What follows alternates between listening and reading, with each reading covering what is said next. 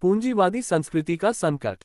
फांसीवाद का विरोधाभास। अब यह आम तौर पर स्वीकार किया जाता है कि हम बहुत बड़ी ऐतिहासिक तबाही, सभी सामाजिक जीवन में हिंसक उथल पुथल, सबसे क्रांतिकारी परिवर्तनों और भौतिक अस्तित्व की पुरानी प्रणालियों और जीवन के पुराने दृष्टिकोण के पतन के दौर में रह रहे हैं।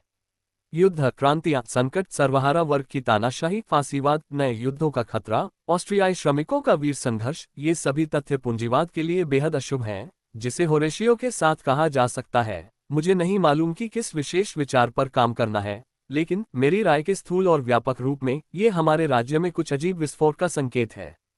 पूंजीवादी दुनिया के असहनीय रूप से दम्भोटू वातावरण में लगातार दबाव में रहने वाले अंतर्विरोधों का तनाव किसी भी समय किसी अप्रत्याशित रूप में किसी नई आपदा में परिणत हो सकता है। हालांकि हम घटनाओं की सिनेमाई तेजी और विविधतापूर्ण परिवर्तन के जरिए एक बुनियादी ऐतिहासिक विकास की प्रवृत्ति का पता लगा सकते हैं। ये प्रवृत्ति सबसे पहले और सबसे महत्वपूर्ण रूप से वर्गों के ध्रुवीकरण की असामान्य रूप से गहन प्रक्रिया में व्यक्त की जाती है। सभी सामाजिक ताकतों और विचारधाराओं में महान विभेद, फांसीवाद और साम्यवाद के बीच संघर्ष का तीखा होना, दो वर्ग शिविरों, दो सिद्धांतों, दो संस्कृतियों के रूप में। अगर हम इस दृष्टिकोण से संपूर्ण ऐतिहासिक स्थिति को संक्षेप में चित्रित करें, तो हम कह सकते हैं कि आने वाली लड़ाइयों के लिए महान वर्ग शक्तियां सैन्य रूप से तैयार हो रही हैं, उन लड़ाइयों के लिए जो वास्तव में अंतिम, विश्व ऐतिहासिक अर्थ में और वास्तव में निर्णायक होंगी। इस कारण से फांसीवाद को इसके सभी पहलुओं, इसके अर्थशास्त्र से लेकर इसके दर्शन तक, में विचारशील अध्ययन के अधीन होना चाहिए। और ये सभी पहले से ही मौजूद हैं, क्योंकि बुर्जुआ रैंकों को बहुत तेजी से पुनर्गठित किया जा रहा है, तथाकथित राष्ट्रीय क्रांतियों के रूप में और सादे फांसीवाद के रूप में। ये रूप बहुत भिन्न हैं, लेकिन कोई भी उनकी सामान्य ऐतिहासिक प्रवृत्ति और उनके सामाजिक और राजनीतिक वर्ग महत्व की सामान्य जड़ पर संदेह नहीं कर सकता। बहुत समय पहले, बुर्जुआ क्रांतियों की श्रृंखला से पहले, सामंतवाद ने निरंकुश राजतंत्र को जन्म दिया था। जार, सम्राट और राजाओं ने छोटे भूस्वामित्व वाले कुलीनों के साथ गठबंधन करके और शहरों के समर्थन से कुछ बड़े सामंती प्रभुओं को कुचल दिया, और ऐसा करके, भले ही यह अजीब लगे, सामंतवाद के अंत की ऐतिहासिक तारीख को टाल दिया। उन्होंने सामंतवाद को मजबूत किया और इसकी बुनियादी शक्तियों को निरंकुश राजतंत्र के तहत केंद्रीकृत किया, जिसे बुर्जुआ क्रांति ने उखाड़ फेंका। एक और विश्व ऐतिहासिक विरोधाभास अब ऐतिहासिक मंच पर पूरी तरह से अलग परिस्थितियों में और पूरी तरह से अलग तरीके से खेला जा रहा है। राष्ट्रीय क्रांतियों में वित्त पूंजी और जनकाज, निम्न पूंजीपति वर्ग, बुद्धिजीवियों के एक हिस्से और यहां तक कि ठगे गए श्रमिकों के कुछ समूहों द्वारा समर्थित पूंजीवाद विरोधी नारे लगाते हैं, राष्ट्रीय समाजवाद का उपदेश देते हैं और यहां तक कि अपने वर्ग सहयोगियों, यहूदी पूंजी और आमतौर पर गैर आर्यों के एक हिस्से की बलि भी चढ़ाते हैं, जबकि उसी समय वे पूंजीवाद को मजबूत करते हैं, या बल्कि इसे मजबूत करने का प्रयास करते हैं, पूंजी की रक्षा के लिए अपनी सारी ताकतों को इकट्ठा करके और मजदूर वर्ग, साम्यवाद और मार्क्सवाद पर एक निवारक युद्ध की घोषणा करके। फांसीवादी व्यवस्था सैन्य, राजनीतिक और आर्थिक बैरकों की व्यवस्था है। यह आपातकाल की स्थिति की सैन्य पूंजीवादी व्यवस्था है। ये कई सबसे महत्वपूर्ण तथ्यों में खुद को अभिव्यक्त करता है। राज्य पूंजीवाद की ओर झुकाव में, सामान्य राष्ट्रीय, कॉर्पोरेट आदि तानाशाही में, कई आंतरिक विरोधाभासों के दमन के साथ, विभिन्न मोनो प्रणालियों की स्थापना में, मोनो राष्ट्र, मोनो पार्टी, मोनो राज्य, अधिनायकवादी राज्य आदि, बड़े पैमाने पर मानव भंडार के संगठन में, पेटी बुर्जुआ और आंशिक रूप से मजदूर वर्ग एक पूरी निगमित विचारधारा में, जो वित्तीय पूंजी के बुनियादी हितों के अनुकूल है, और अंत में एक भौतिक और वैचारिक युद्ध आधार के निर्माण में। तथाकथित फांसीवादी राष्ट्रीय क्रांतियां अपने पूंजीवाद विरोधी नारों के साथ वास्तव में बुर्जुआ कतारों का तीव्र पुनर्गठन है, जो संसदीय परिवर्तनों और प्रतिस्पर्धी दलों की प्रणाली को समाप्त करती हैं, पूरी लाइन में एक समान सैन्य अनुशासन लागू करती हैं और सामूहिक रिजर्वों का आयोजन करती हैं। केंद्र के निम्न बुर्जुआ धूर्त कहेंगे, लेकिन आप कम्युनिस्ट भी इनमें से बहुत सी चीजें करते हैं। या जैसा कि सामाजिक लोकतांत्रिक निम्न बुर्जुआ वाक्यांश कहते हैं, यहाँ तानाशाही है और वहाँ तानाशाही है, दोनों समान रूप से घृणित हैं। या एक वाम बोल्शेविज्म है और एक दक्षिणपंथी बोल्शेविज्म है, और उनके बीच सिद्धांत में कोई अंतर नहीं है। ये दुखी लोग, जो वामपंथियों और दक्षिणपंथियों दोनों से आघात सहते हैं, यह नहीं समझते कि मामले का औपचारिक पक्ष, सामान्य रूप से तानाशाही, जिसे वे उस समय गलत तरीके से समझते थे, कुछ भी तय नहीं करता। महत्वपूर्ण बात इसका वर्ग अर्थ है, इसकी सामग्री, भौतिक और वैचारिक, इसके विकास की गतिशीलता, विश्व ऐतिहासिक विकास की सामान्य धारा के साथ इसका संबंध। केवल मूर्ख ही यह समझने में विफल हो सकते हैं कि सर्वहारा वर्ग की तानाशाही और पूंजीपतियों की तानाशाही एक दूसरे के विपरीत हैं और उनकी सामग्री और ऐतिहासिक महत्व पूरी तरह से अलग हैं। जो लोग इसे नहीं समझ सकते या नहीं समझेंगे वे अनिवार्य रूप से कुचल दिए जाएंगे और इतिहास के अपमानजनक कूड़े में डूब जाएंगे। 2. संकट और फांसीवादी विचारधारा। इस प्रकार फांसीवाद अपने सार में पूंजीवाद के सामान्य संकट का एक उत्पाद है, जैसा कि जोसेफ स्टालिन ने जोर दिया है। लेकिन इससे ये निष्कर्ष निकलता है कि फांसीवाद का आगमन पूंजीवादी जीवन और सोच के तरीकों में कुछ नया, प्रतिक्रियात्मक रूप से नया बनाने में, जो इसके आने से पहले बने थे, कुछ महत्वपूर्ण बुर्जुआ अभिविन्यासों में एक गहरा संकट लाए बिना नहीं रह सकता था। ये कहा जाना चाहिए कि इस जटिल पुनर्निर्देशन के सभी पहलू एक ही गहराई या एक ही स्थिरता के नहीं हैं। निस्संदेह कई पहलू बदल रहे हैं और बदलेंगे, जो काफी हद तक आर्थिक चक्र के वक्र पर निर्भर करता है। लेकिन कई पहलू निश्चित रूप से तब तक बने रहेंगे जब तक कि वर्ग संघर्ष का विकास और समापन पूरी तरह से अलग प्रकृति की समस्याओं को सामने नहीं लाता। यदि हम फांसीवादी पूंजीपति वर्ग के राजनीतिक और आर्थिक मंचों और मार्गदर्शक विचारों की बात करें तो हमें इस प्रकार के तथ्यों पर ध्यान देना होगा। 1. तीव्र तकनीकी प्रगति की ओर उन्मुखीकरण में संकट। चक्रीय वक्र में सबसे बड़ी गिरावट के वर्षों के दौरान इस क्षेत्र में विशेष रूप से गहरा निराशावाद था। ये सर्वविदित है कि सभी प्रमुख तकनीकी प्रकाशन, मशीन बिल्डिंग, अमेरिकन मशीनिस्ट और सैकड़ों अन्य इस सवाल पर चर्चा से भरे हुए थे, क्या तकनीक फायदेमंद है या हानिकारक। इंजीनियर हिलमिच ने मशीन बिल्डिंग में लिखा कि लेखकों की एक बड़ी सेना है जो तकनीक के प्रति नकारात्मक रवैया रखती है और यहां तक कि इसकी मृत्यु की कामना या भविष्यवाणी भी करती है। आर्थिक पत्रिकाएं तकनीकी विकास की दर में कमी की जोरदार सिफारिश करती हैं। बुर्जुआ दार्शनिकों ने सामान्य रूप से मशीन सभ्यता की आत्महीनता के बारे में एक असंगत कोरस में उदासी भरे गीत गाने शुरू कर दिए। किसलिंग्स, हमारे बर्दियाव और कंपनी, जो संदिग्ध रूप से फांसीवादी कर्मचारियों के करीब हैं, और अपरिहार्य दर्शन के दीन ओसवाल्ड स्पेंगलर, जो यूरोप और बिस्मार्क के समाजवाद के विनाश का उपदेश देते हैं, सभी ने तकनीक की आलोचना करना शुरू कर दिया है। तकनीक के पूंजीवादी अनुप्रयोग की नहीं, ये पूंजीवाद और पूंजीवादी शोषण की नींव की आलोचना होगी, बल्कि तकनीक की ही आलोचना। स्पेंगलर ने पुष्टि की है कि मशीनें मनुष्य सड़कों पर कारों की भीड़ को बाधित करने लगी हैं। अर्जेंटीना, जावा और अन्य स्थानों पर छोटे भूस्वामी का सरल हल बड़ी मोटरों से बेहतर है और उन्हें बाहर निकालने लगा है। आधुनिक मशीन संस्कृति का अंत अपरिहार्य है। यह मशीन प्रौद्योगिकी, वो लिखते हैं, फॉस्टियन मानव के साथ समाप्त हो जाएगी और किसी दिन नष्ट हो जाएगी और भुला दी जाएगी। रेलमार्ग और जहाज, रोमन सड़कों और चीनी दीवार की तरह, हमारे विशाल शहर और उनकी गगनचुंबी इमारतें, पुराने मेम्फिस और बेबीलोन की तरह। इस तरह के शोकपूर्ण प्रतिक्रियावादी धुनें वैचारिक फैशन बन गई हैं। तकनीकी प्रगति के बारे में जो महान आशावाद पहले महसूस किया जाता था, वह निस्संदेह गायब हो गया है। पूंजीवाद के सामान्य संकट की पूरी प्रवृत्ति ने इसमें विश्वास को कमजोर कर दिया है। 2. आगे के औद्योगिकरण की दिशा में उन्मुखीकरण का संकट ऊपर बताई गई बातों से बहुत करीब से जुड़ा हुआ है। यदि तकनीकी प्रगति को रोक दिया जाता है तो उत्पादक शक्तियां अनिवार्य रूप से कम हो जाएंगी या ठहर जाएंगी। सर्वहारा वर्ग की महामारी, भूमि पर वापस प्रचार, मां धरती के साथ पितृसत्तात्मक बंधन के सिद्धांत और भूमि पर वापसी के खिलाफ सुरक्षा की गारंटी की खोज से इसमें मदद मिलती है। पुनः कृषिकरण कहां से आया? हिटलर का नारा है, भूमि सबसे ऊपर है, ये स्थिरता देती है, ये रूढ़िवाद का स्रोत है।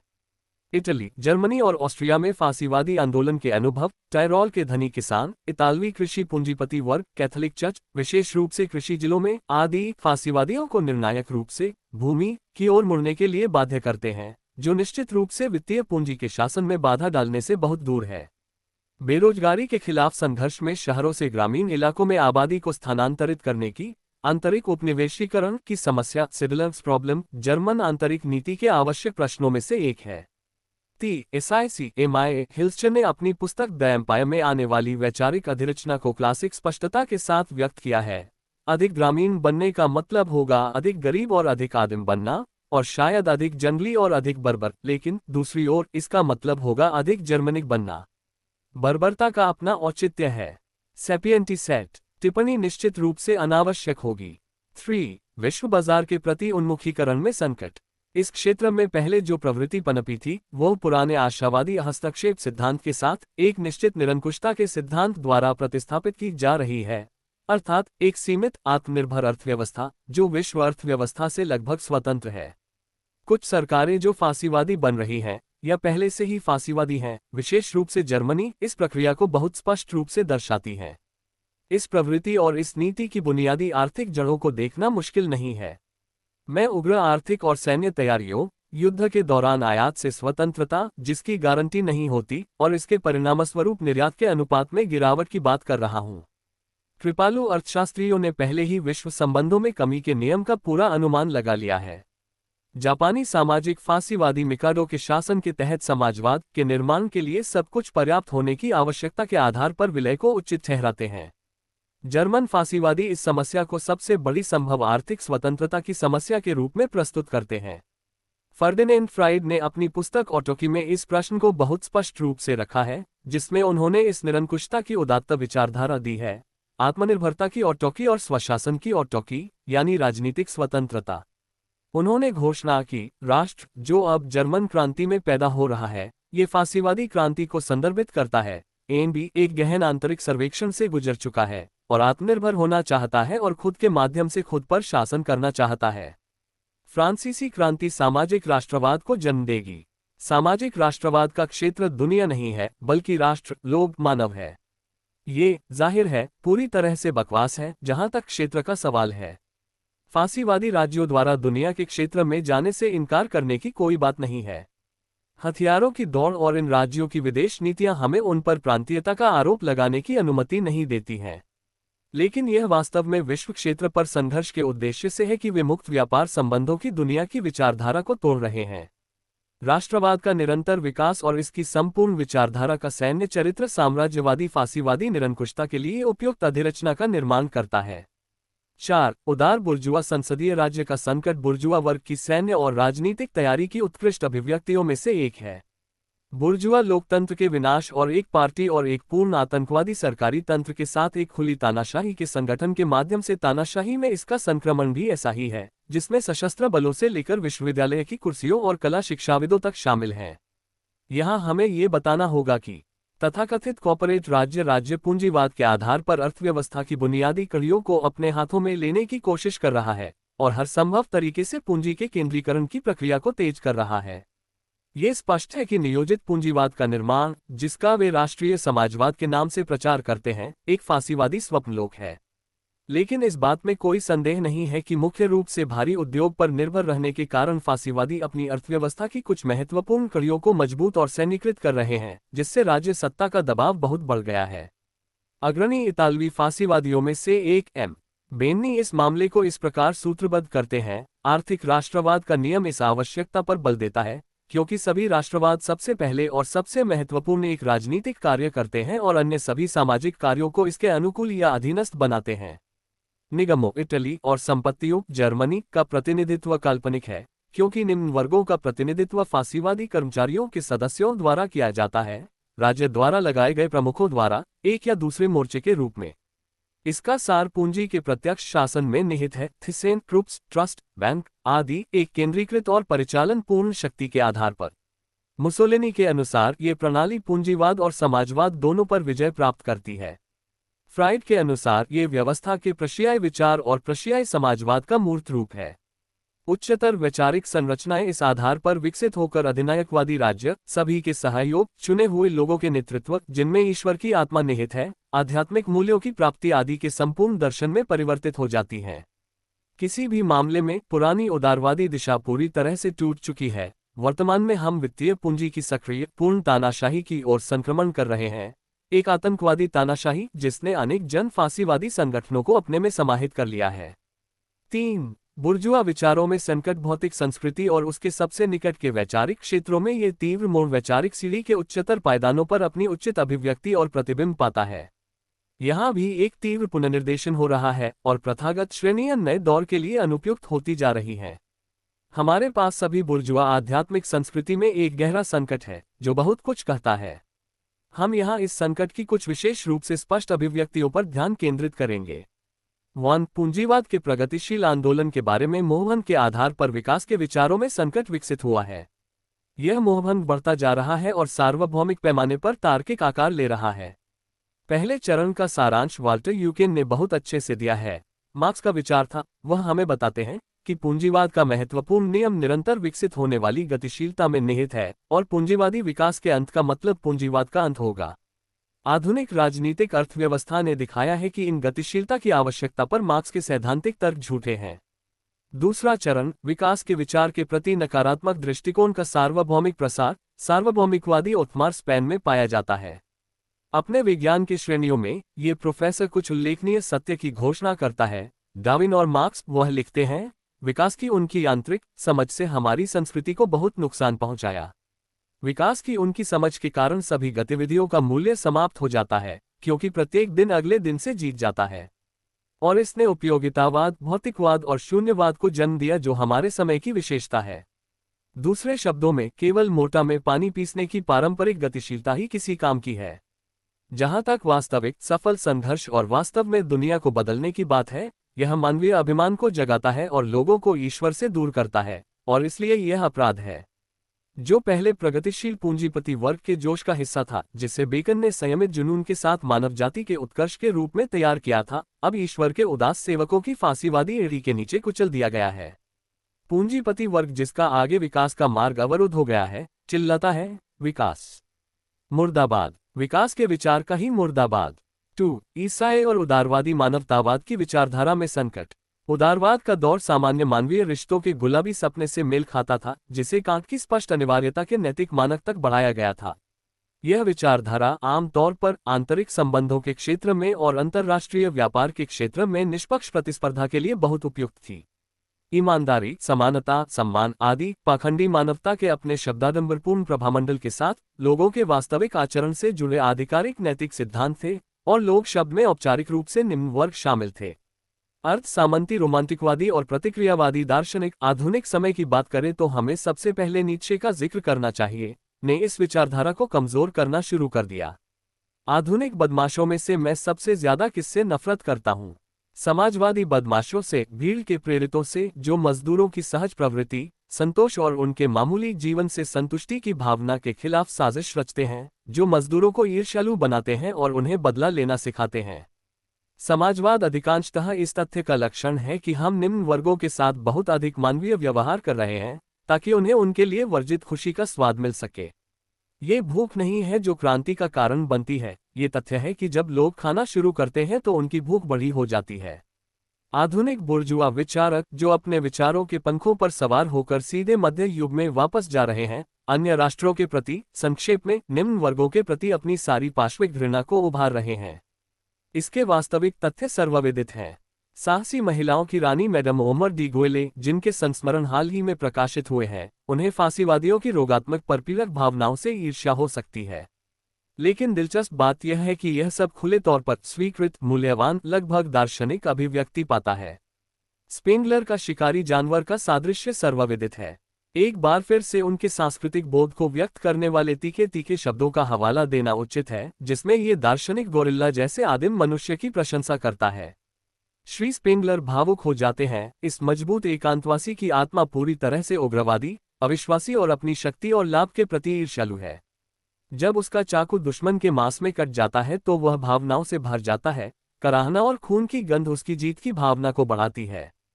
हर असली आदमी, यहाँ तक कि आधुनिक सांस्कृतिक शहरों में भी, कभी कभी अपने भीतर इस आदिम आत्मा की सुलगती आग को महसूस करता है। फांसीवादी नाटककार हेर जोहस्ट पुजारियों का आह्वान करते हैं, जो खून और भी अधिक खून बहाएंगे, और घोषणा करते हैं, जब मैं संस्कृति के बारे में सुनता हूं तो मैं अपना ब्राउनिंग तैयार कर लेता हूं। हेर हर्बर्ट ब्लैंक का मानना है कि बिस्मार्क के विचारों और संस्मरणों में विश्वविद्यालय के संकायों के सैकड़ों कार्यों की तुलना में अधिक दर्शन है, और चरित्र का विकास बैरकों में पूरा किया जाना चाहिए।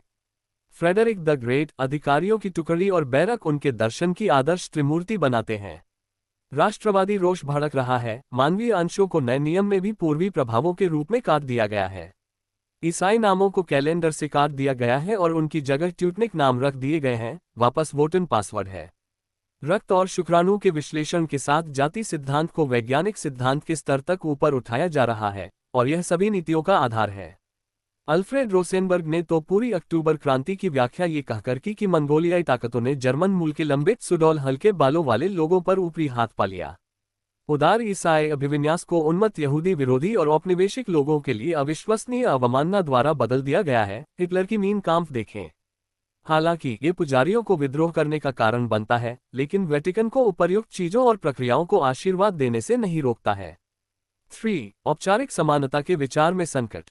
प्रतिक्रिया के बहुत ही पिछड़े इलाकों से जोसेफ डी मैस्ट्रे और कंपनी से उन्होंने पदानुक्रम के विचार को निकाला है। शाश्वत पदानुक्रम एक अस्थायी ऐतिहासिक घटना के रूप में नहीं, बल्कि प्रकृति के एक सामान्य और सार्वभौमिक नियम के रूप में। एम बर्दियाव की पुस्तक द फिलॉसफी ऑफ इनइक्वालिटी देखें, जो काफी समय पहले लिखी गई थी। हिटलर प्रकृति और समाज में अभिजात वर्ग के विचार के शासन के बारे में खुलकर और स्पष्ट रूप से बोलता है। एम अराकी अपने प्रसिद्ध भाषण सियोवाकाल में जापान के कार्य में मनोरंजक दार्शनिक तर्क सामने लाते हैं, जो जापानी जाति की सदियों पुरानी श्रेष्ठता को साबित करने वाले माने जाते हैं। वह मनुष्यों की तुलना कुत्तों की विभिन्न नस्लों से करते हैं, जो अलग अलग उद्देश्यों के लिए नियत हैं।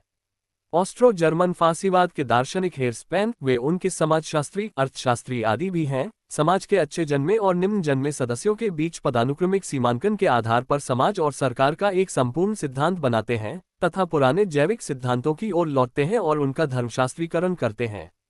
पदानुक्रम गेरार्चिया के विचार को इतालवी फांसीवादियों देखे जेंटाइल द्वारा बिल्कुल वही निर्णायक भूमिका दी गई है। रोक्को इतालवी फांसीवाद के प्रमुख विचारकों में से एक ने सरकार और अधिकारों प्रतिबिंबित अधिकार का एक संपूर्ण सिद्धांत बनाया है। ये निम्न जन्म वाली जातियों की दास्ता का एक सुव्यवस्थित सिद्धांत है, जो एक कॉर्पोरेट राज्य के बंधन में है, जिसका नेतृत्व अभिजात वर्ग चुनिंदा प्रतिष्ठित करते हैं, ट्रस्ट के मालिक, बैंकर, महानुभाव और उनके आध्यात्मिक और सांसारिक सेवक। औपचारिक समानता का विचार पूरी तरह से ध्वस्त हो चुका है। पूंजीपति वर्ग के झंडों पर अब ये किंवदंती लिखी है, पदानुक्रम पढ़ें, पूंजी का शासन। 4. तर्कसंगत सोच में संकट। तकनीकी प्रगति की उपयोगिता में मोहभंग ने अनिवार्य रूप से तर्कसंगत सोच की शक्ति के बारे में मोहभंग को जन्म दिया। यह एक ऐसा विषय है जिस पर विस्तृत चर्चा की जानी चाहिए। पाठक को इस प्रश्न पर नए दृष्टिकोणों की सुगंध तुरंत महसूस हो सके, इसके लिए हम यहाँ ऊपर उल्लेखित हर्बर्ट ब्लैंक को उद्धृत करेंगे। अपने विवादास्पद कार्य में वे सीधे पूछते हैं, जर्मन लोगों के लिए Darwin, Virchow, Dubois, Raymond, Haeckel, Planck और आइंस्टीन का विज्ञान किस काम का है, जिसने आत्मा और ईश्वर के बीच के बंधन को तोड़ दिया है? और वे उत्तर देते हैं, हम उस पंथ के पक्ष में अधिक हैं जिसे बर्बरता के रूप में बदनाम किया जाता है, क्योंकि मैं यह अवश्य कहना चाहूंगा कि हम पिछले कुछ वर्षों में आए नारे बर्बरता की ओर वापस को सबसे अच्छे युद्ध घोषों में से एक मानते हैं। विज्ञान और तर्कसंगत सोच की जगह धार्मिक और उद्देश्यवादी तत्वमीमांसा, रहस्यमयी प्रलाप, जंगली अंतर्ज्ञान, गुणविद्या, टेलीपैथी, ज्योतिष आदि ने ले ली है। नए साहित्य की सामग्री अविश्वसनीय है। विटालिज्म और जीन्स का गणितीय देवता आजकल पूंजीवादी देशों में छपने वाली शैक्षिकी और रहस्यमय बकवास की तुलना में हानिरहित खिलौने हैं। सचमुच ऐसा लगता है जैसे भारी विशालकाय छिपकलियां, डायनासोर और इग्वानोडोन फिर से आदिम पृथ्वी की सतह पर रेंगने लगे हैं। मोटे तौर पर पूंजीवादी देशों में सांस्कृतिक संकट की तस्वीर कुछ इस तरह है। ये तस्वीर पूरी नहीं है, वास्तविकता की तुलना में ये बहुत खराब है, लेकिन इसका आधार स्पष्ट है। इसे स्पेंगलर ने बहुत अच्छे से व्यक्त किया है। हमारा कर्तव्य है कि हम खोई हुई स्थिति को बिना किसी उम्मीद के, बिना किसी उद्धार के अंत तक थामे रहें। अंत तक थामे रहना उस रोमन सैनिक की तरह जिसकी हड्डियां पोम्पेई के द्वार के सामने पाई गईं, जो इसलिए मारा गया क्योंकि वेसुवियस के विस्फोट के दौरान उसे अपनी निगरानी से मुक्त नहीं किया गया था। यही गौरव है, यही एक जाति की वीरता है। वह सम्मानजनक अंत ही एकमात्र ऐसी चीज है जिससे कोई व्यक्ति वंचित नहीं रह सकता। फांसीवादी विचारधारा का अंतरंग पक्ष अपनी पूरी महिमा में ऐसा ही है। इसके अलावा जंगली जानवर की खाल में शूरवीर खड़े होकर निगरानी करने के अलावा कुछ भी नहीं कर रहा है। वह अपने क्लब का भरपूर उपयोग कर रहा है, लेकिन वह विजेता साबित नहीं होगा, जैसा कि अन्य बातों के अलावा हमारी बढ़ती समाजवादी संस्कृति से साबित होता है।